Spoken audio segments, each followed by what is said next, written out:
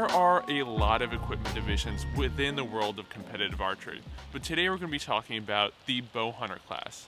Now, you don't have to be a bowhunter to compete in the Bowhunter class. It's just called that because the type of equipment used in it is very similar to what hunters use in the field. Now, in the Bowhunter class, you're going to be using a compound bow that has a shorter stabilizer and doesn't have a magnified sight. So you can take a compound bow that doesn't have a lot of specialized accessories and compete against other people using similar equipment.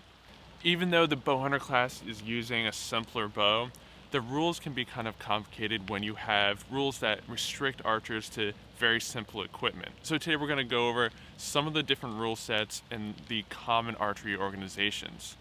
USA Archery, Collegiate Archery, the National Field Archery Association, and the Archery Shooters Association. Those rule sets are very similar. They restrict archers to a front stabilizer that is shorter than 12 inches in overall length. So you can't have a stabilizer longer than 12 inches. But you can use a rear stabilizer or V-bars of any length. They also don't allow Bowhunter class archers to adjust their sight once competition begins.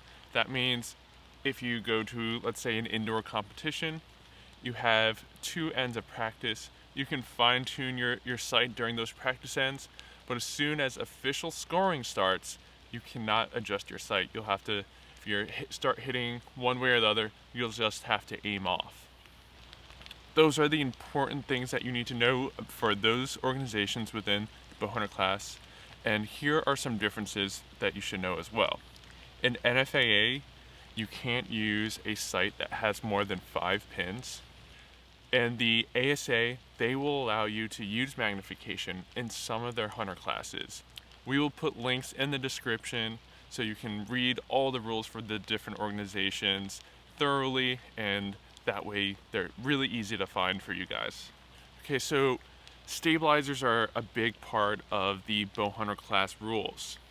So when we have a 12-inch maximum length on the front stabilizer, they measure it from the back of the bow or where the stabilizer connects. So right here, where the stabilizer joins the bow, from this point all the way to the end. And that length includes any kind of quick disconnect that you're using to attach the stabilizer to on the bow, and any weights. A good stabilizer length to purchase for your front stabilizer is 10 inches. That will give you plenty of room to add weights or a quick disconnect without going over that 12-inch mark. Most people who shoot a 12-inch stabilizer will use a 8-inch rear stabilizer, but you can experiment with that and find out what holds the best. You'll find that a lot of stabilizer companies sell kits that have a 10-inch front stabilizer and an 8-inch rear stabilizer.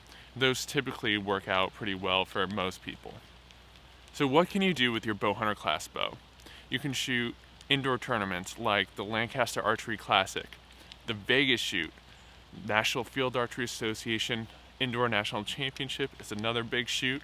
And of course there's a lot of local indoor tournaments that are happening starting right now all the way through March or April. And of course 3D archery and field archery lend themselves perfectly to a Bowhunter class setup, especially if you're a bowhunter. Field archery and 3D archery are a great way to get ready for the hunting season. You'll shoot uphill angles, downhill angles, varying distances, and it really gets you dialed in, teaches you to shoot under pressure well, and they're just a ton of fun to do.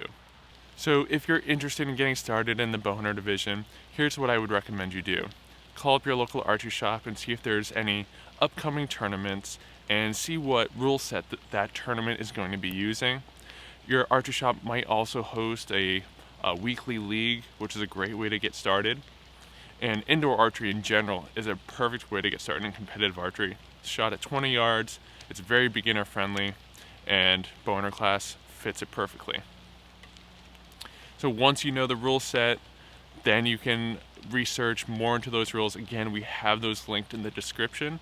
And then you can set up some lessons ahead of time, get yourself tuned up, and then you can, while you're at the archery shop, have them look over your bow, make sure that's dialed in, then go to the tournament, have fun. It's gonna be a learning experience at your first tournament, but after you go to 1 or 2 of them, you'll get the hang of it and you'll see what I'm talking about. They're a ton of fun and they will make you a much better archer. I hope this video was helpful for all of you aspiring Bowhunter Class shooters. We will see you all in the next video.